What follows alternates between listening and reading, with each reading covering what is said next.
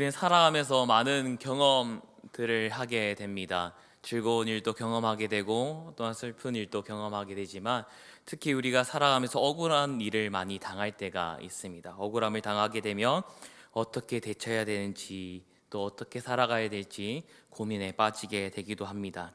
어떻게 보면 다른 이들에게 좋은 마음을 가지고 봉사를 하고 또한 좋은 일을 베풀었어도 다른 어떠한 사람의 억측과 또 다른 사람들의 그러한 비난으로 인해서 나의 마음은 그러한 것이 아니지만 마치 이것을 위해 선을 행했던 그러한 사람으로 낙인이 될 때도 있고, 또한 선을 행하였지만 왜곡을 당하여서 또 많은 괴로움을 또 억울함을 받을 때도 있다라는 겁니다. 누군가를 베풀었더니 잘 사는 사람이다 라고 오해를 받고 더 많은 것들을 요구를 받는 그러한 일들도 경험할 수도 있고, 그 외에 우리가 살아가면서 이러한 일을 하지 않았지만 했다라고 또 억울한 일을 당할 때도 있습니다.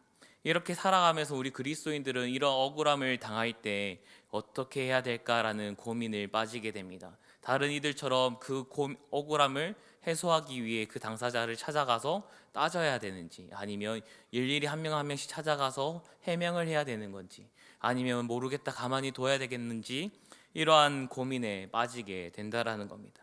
오늘 등장하는 시인도 같은 상황입니다. 억울한 상황에 놓이게 되었고 정말 자신이 하지 않았던 일들에 대한 모함을 받고 또한 생명의 위협을 받고 있는 그러한 시인의 상황에 놓여 있습니다. 오늘 이 시인의 상황을 함께 살펴보면서 또 이 말씀을 통해서 우리는 이러한 억울하고 또 어렵고 힘든 상황에서 그리스도인으로서 하나님의 백성으로서 어떻게 살아가야 되는지를 함께 알아가 보도록 하겠습니다. 그리고 그것을 통해 하나님의 백성으로 다시 일어서길 소망합니다. 오늘 시편은 개인의 탄식시라는 그러한 시편으로 분류가 되는 시편입니다.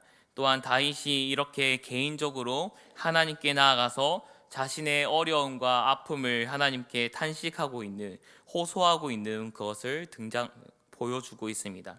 하나님께 자신의 억울함을 호소하며 아픔을 고백하며 하나님의 공의로움, 하나님의 공의를 호소하고 있다라는 겁니다.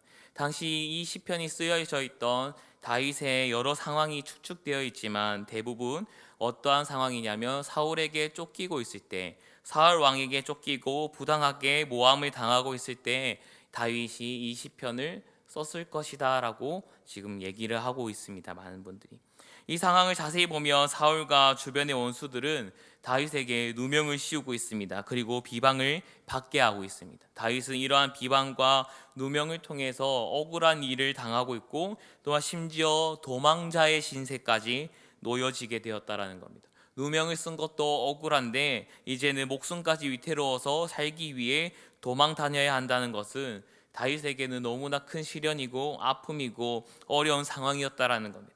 이러한 상황에서 다윗은 하나님의 공의를 지금 호소하고 있습니다. 하나님께 이 모든 것을 하나님 판단하여 주시옵소서라고 억울함을 맡기고 있다라는 겁니다.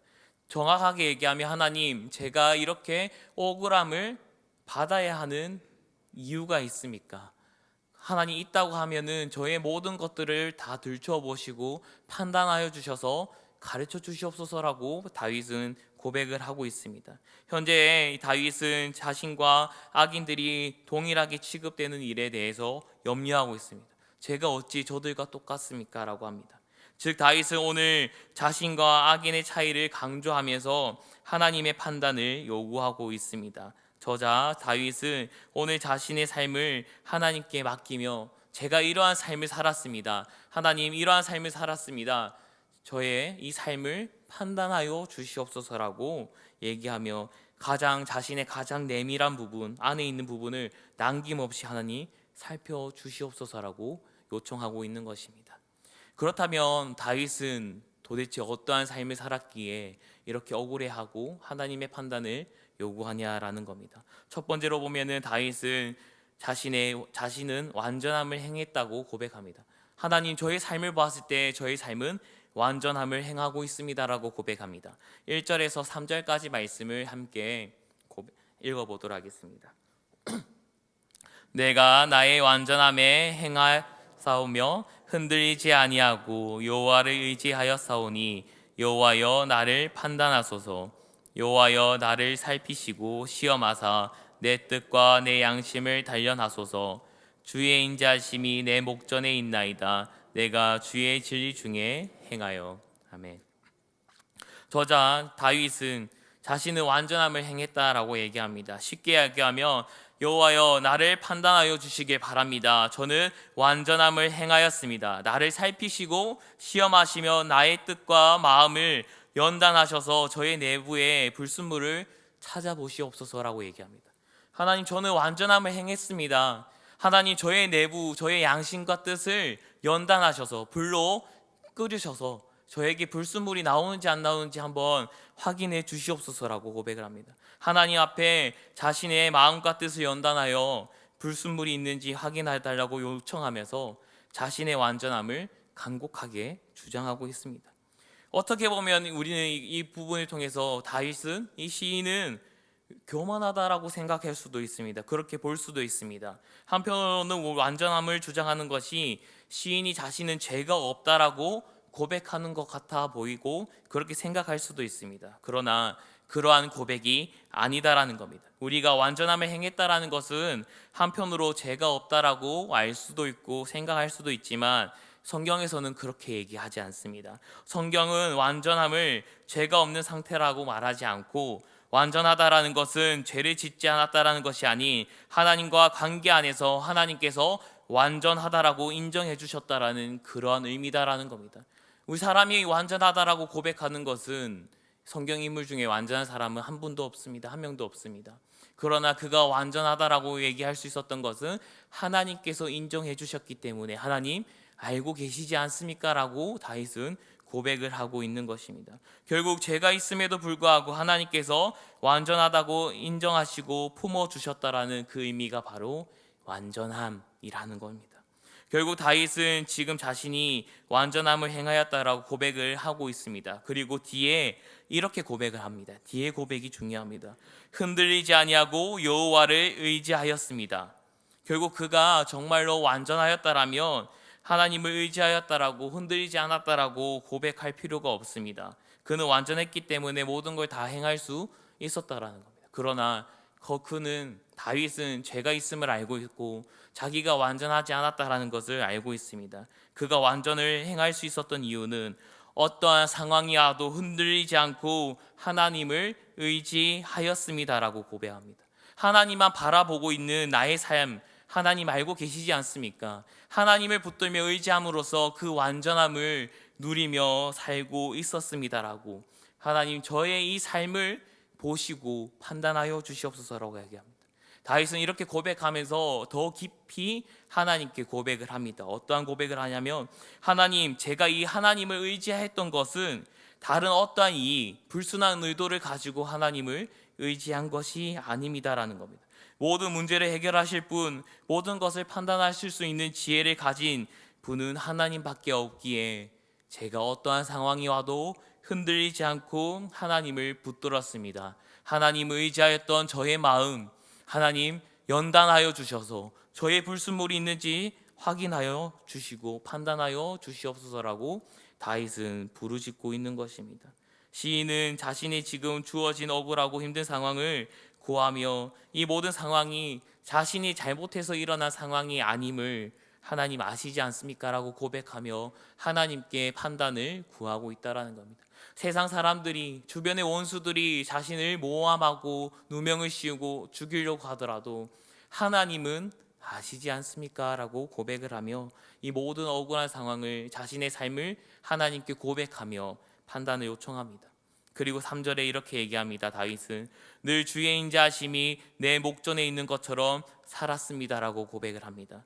마치 하나님께서 저의 앞에 계신 것처럼, 저가 하나님 앞에 서 있는 것처럼 저는 그렇게 살아왔습니다. 코람데오와 같이 하나님 앞에서 저는 인자함을 날마다 구하며 의지하며 고백하며 살았습니다. 하나님, 저의 삶을 판단하여 주시옵소서라고 고백을 합니다. 시인이 이렇게 고백을 한 이유는 무엇입니까? 자신의 억울함을 해결해 주시옵소서라고 고백하는 겁니다. 이러한 주어진 상황이 너무 힘들어서 다른 것을 의지하는 것이 아닌 하나님밖에 의지할 분이 없습니다라고 고백을 하고 있는 자신의 연약함, 또한 하나님의 완전함을 붙들고 있다라는 겁니다. 그리고 그러한 삶을 제가 지금 살아가고 있사오니 하나님 지켜봐 주시고 기억하여 주시고 저를 붙들어 주시옵소서라고 고백을 하고 있는 것입니다.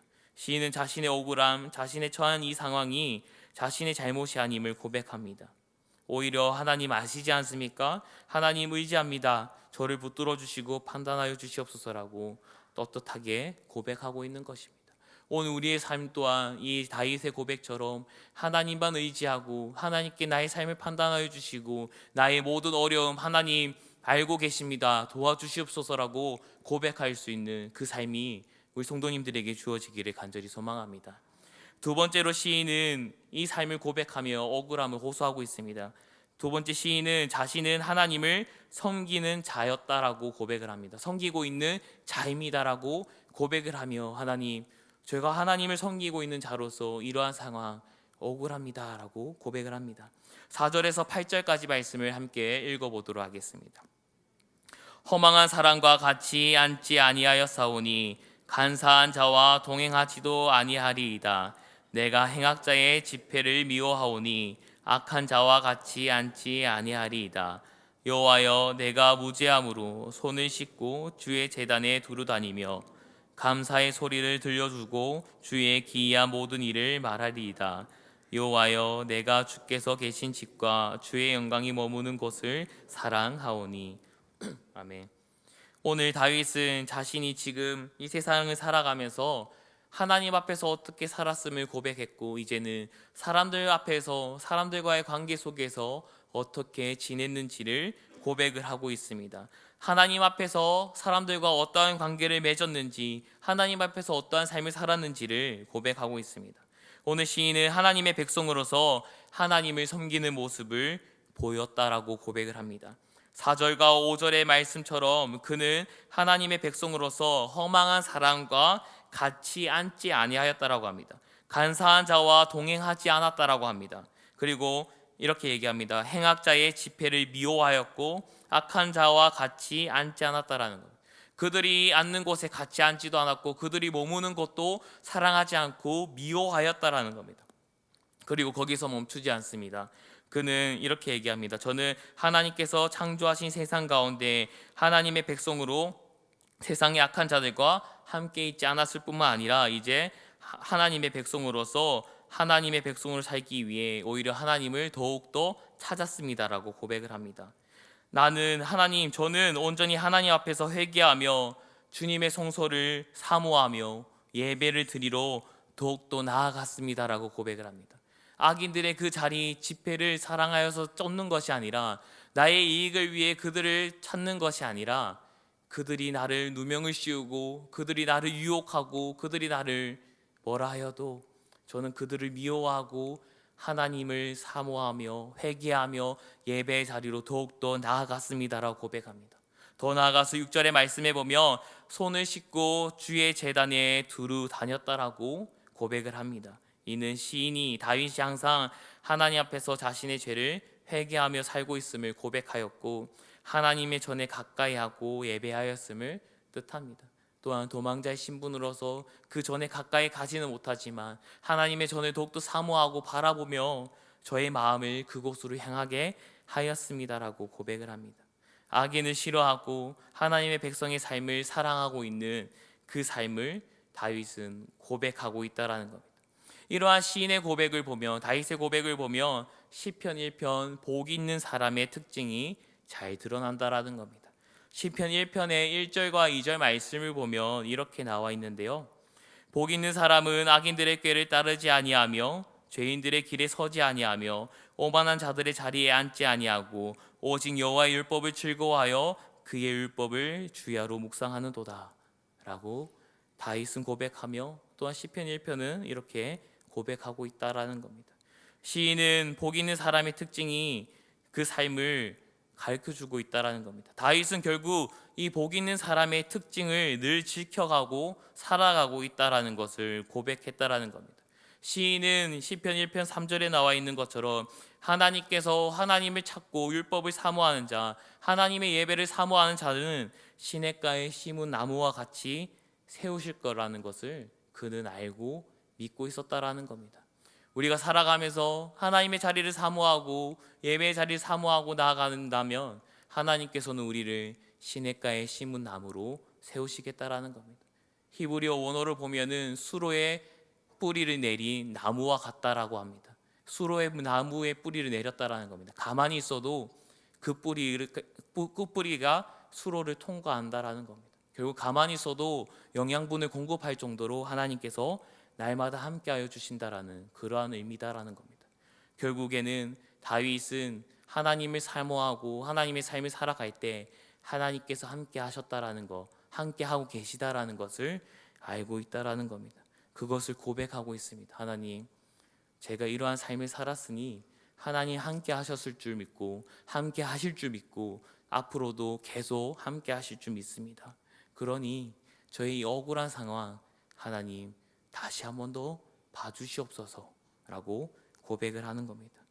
다윗은 늘 하나님께서 자신과 함께 하시고 도와주실 것을 믿음으로 고백했습니다. 하나님 저는 하나님만 사랑해 왔습니다. 하나님의 백성으로서 회개하며 예배하며 하나님께 나아갔습니다. 그러니 저의 이 상황은 하나님 해결해 주시옵소서, 저에게 쉼을 허락하여 주시옵소서라고 고백을 하고 있습니다. 오늘 우리에게도 다가오고 있는 이 어려움과 아픔들 또한 힘듦이 있다면 복 있는 사람처럼 다윗과 같이 하나님을 찾으시길 소망합니다. 하나님께 더욱더 나아가야 된다라고 오늘 본문을 가르쳐주고 있습니다. 우리의 삶을 되돌아보며 우리의 모든 것을 하나님께 드리며 하나님께 고하며 나아갈 수 있는 우리가 되길 간절히 소망합니다. 마지막으로 시인은 고백하고 있습니다. 악인들과 자신의 삶을 구별하여 달라고 하나님께 간구하고 있습니다. 하나님, 저의 삶과 악인의 삶을 구별하여 주시고 구별된 삶을 살아가도록 저를 인도하여 주시옵소서라고 고백을 합니다. 9절에서 12절까지 말씀을 한 절씩 또 고백하겠습니다. 내 영혼을 죄인과 함께 내 생명을 살인자와 함께 거두지 마소서. 그들의 손에 사악함이 있고 그들의 오른손에 뇌물이 가득하오나 나는 나의 완전함에 행하오리니 나를 속량하시고 내게 은혜를 베푸소서. 내 발이 평탄한 데에 섰사오며 무리 가운데에서 여호와를 송축하리이다. 아멘. 시인은 구절을 말씀을 통해 다윗은 구절을 통해 내 영혼을 죄인과 함께 내 생명을 살인자와 함께 거두지 마시옵소서라고 간구하고 있습니다. 다윗은 하나님의 심판이 있을 것임을 알고 있었고 믿고 있었고 고백을 하고 있다라는 겁니다. 하나님 이 심판 분명히 있을 줄 알지만 저 또한 혹여나 악인들과 함께 거하여서 머물지 않도록 하나님 저를 건져 주시옵소서라고 고백을 하고 있습니다. 그리고 심판이 있기에 하나님을 더욱더 의지하고 회개하며 나아갑니다라고 고백을 하고 있습니다. 하나님, 저의 삶을 다시 판단하여 주셔서 제가 악인들과 같은지 아닌지 구별하여 주시고 혹여나 다른 길을 걸어가고 있으면 건져내 주시옵소서라고 간구하고 있는 겁니다. 10절의 악인들의 모습을 보면 다윗은 자세하게 고백을 합니다. 4절에 나왔던 5절에 나왔던 이 허망한 자와 간사한 자, 행악자, 악한 자들의 그 모든 손에 보면은 사악함이 있습니다라고 고백합니다. 그리고 그들의 오른손에 보니 뇌물이 가득하다라고 고백을 하고 있습니다. 하나님 오히려 그들이 뇌물을 가지고 그들이 사악함을 가지고 이 땅에서 악을 행하고 있습니다. 하나님 억울합니다라고 고백을 합니다. 그들의 삶은 부정직하고 폭력으로 가득 차 있음을 다윗은 하나님께 구하며 하나님의 심판이 그들에게 임할 것임을 고백합니다. 그리고 한편으로 시인은 다시 한 번 더 하나님의 자비하심을 구하면서 하나님 저의 삶을 판단하여 주시고 그들과 함께 있지 않도록 저의 생명을 붙들어 주시고 저의 길을 인도하여 주시고 길을 열어 주시옵소서, 보여주시옵소서라고 고백을 하고 있는 것입니다. 오늘 우리의 고백이 이러한 고백이 되었으면 좋겠습니다.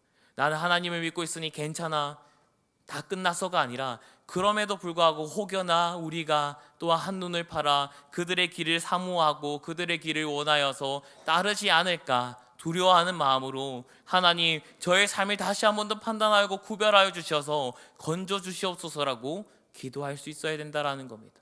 나는 하나님께 예배를 매일 드리니까, 하나님께 나아가니까 괜찮아가 아니라 매 순간마다 하나님께 나의 삶을 고하고 구하며 간구하여서 하나님 저를 그들의 삶에서 건져 주시옵소서라고 고백을 해야 한다라는 겁니다.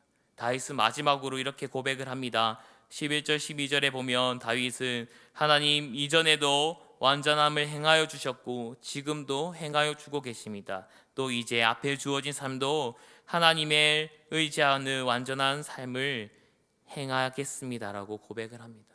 하나님 저를 붙들어 주시옵소서라고 고백합니다. 즉 하나님 앞에서 흠없는 재물처럼 계속해서 깨끗하고 정직하게 살겠습니다라고 고백을 하는 겁니다.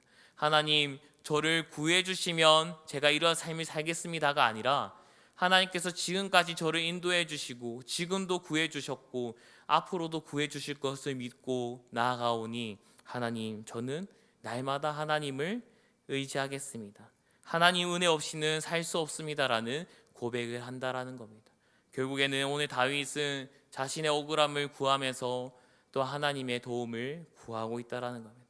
결국에 자신의 삶을 되돌아봤을 때 하나님 없이는 저는 살아갈 수 없습니다라고 고백을 하고 있다라는 겁니다.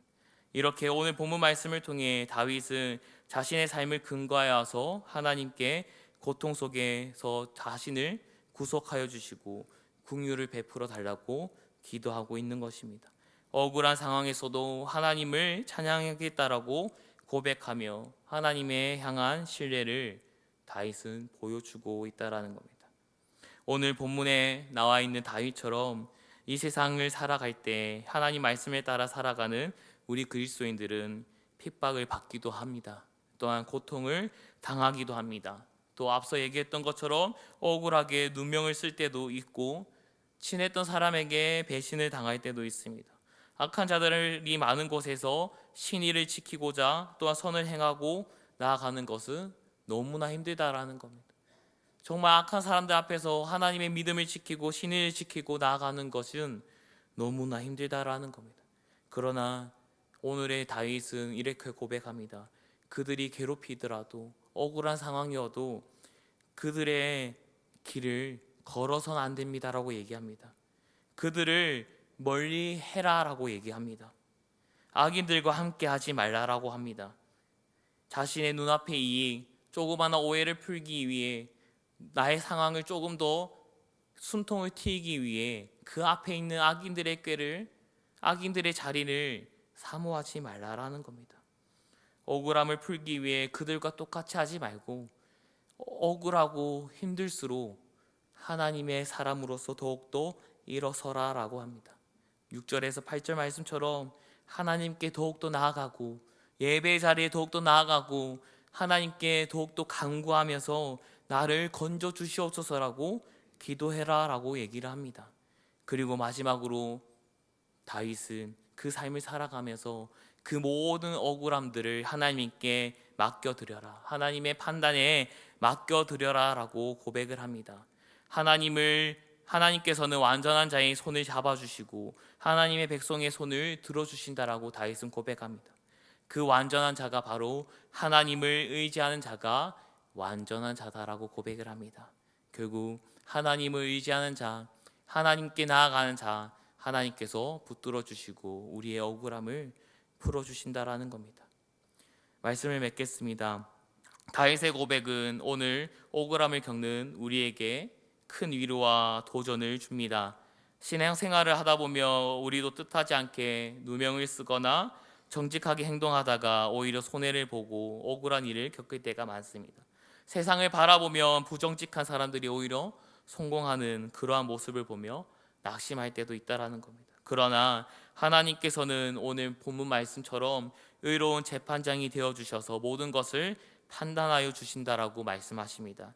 사람들은 모르겠지만 하나님께서는 모든 것을 알고 계십니다. 우리의 마음과 우리의 모든 행동을 감찰하여 주시며 억울하게 비난받는 하나님의 백성들을 결백히 밝혀주신다라는 겁니다. 결백함을 밝혀주신다라는 겁니다. 그리고 하나님께 나오는 백성들에게 위로를 더해 주십니다. 악인들은 심판하시고 의인들은 건져내 주시고 품어 주신다. 오늘 다윗은 그것을 경험하였고 고백하였고, 그 후대들은 이 탄식시를 통해서 억울하고 힘들 때마다 이 탄식시를 부르면서 하나님께 나아가고 있는 겁니다. 억울하고 힘들수록 더욱더 눈물이 날수록 하나님께 이 노래를 붙들고 나아가고 있다라는 겁니다. 하나님, 저를 판단하여 주시옵소서. 이 모든 상황을 판단하여 주시옵소서. 하나님께 맡겨드립니다라고 고백을 합니다. 우리는 구별된 자로서 악인을 멀리해야 되고 예배의 삶을 사모해야 됩니다. 다윗이 악인을 멀리하고 예배 자리를 사모하였던 것처럼 우리는 날마다 주님께서 주신 그 구원을 누리며, 구원의 삶을 누리며 하나님 앞에 예배자로 서야 합니다. 하지만 쉽지 않습니다. 그러나 다윗도 쉽지 않았습니다. 그러나 다윗은 그 방법을 가르쳐주고 있습니다. 하나님을 의지하여라. 흔들릴수록 흔들리지 말고 하나님을 붙들고 의지한다면 우리는 하나님께 나아갈 수 있습니다라고 고백합니다. 이렇게 하나님을 의지하고 예수 그리스도를 의지하고 도움을 구할 때 우리는 하나님께 위로를 얻게 됩니다. 하나님의 판단 앞에 담대함을 가지게 됩니다. 날마다 주님과 동행하며 하나님께 나의 삶을 판단하여 주시옵소서라고 고백할 수 있는 그 믿음이 오늘 이 자리에 계신 우리 사랑하는 승동교회 성도님들에게 날마다 넘쳐나기를 간절히 소망합니다. 이 시간 함께 나누는 말씀을 가지고 기도하며 나아가길 소망합니다.